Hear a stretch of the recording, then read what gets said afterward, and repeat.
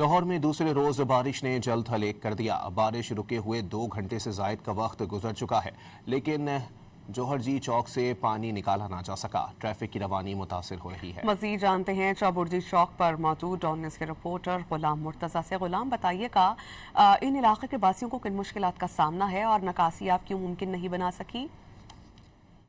लाहौर में मूसलाधार बारिश ने जलथल एक कर दिया। सबसे ज्यादा बारिश लक्ष्मी चौक में 150 मिलीमीटर रिकॉर्ड की गई। मैं इस वक्त मौजूद हूँ चौबुर्जी चौक में। यहाँ पे बारिश का पानी जमा है, तकरीबन 1 फीट तक पानी मौजूद है और 2 घंटे से ज़्यादा का वक्त हो चुका है, लेकिन अभी तक वासा इंतजामिया की जानिब से पानी नहीं निकाला गया। ट्रैफिक की रवानी शदीद मुतासिर है। इस चौक में बाइक से हमें नज़र आ रही, गाड़ियाँ भी नज़र आ रही और लंबी कतारें गाड़ियों की दिखाई दे रही हैं और बाइक्स बंद हो रही हैं। इसी तरह शहरियों को मुश्किलात का सामना करना पड़ रहा है। शहरियों की जानिब से यही कहा जा रहा है कि जहाँ पे पानी जमा है जल्द से जल्द पानी निकाला जाए। तो चौबुर्जी चौक पे तकरीबन 1 से 2 फीट तक पानी मौजूद है।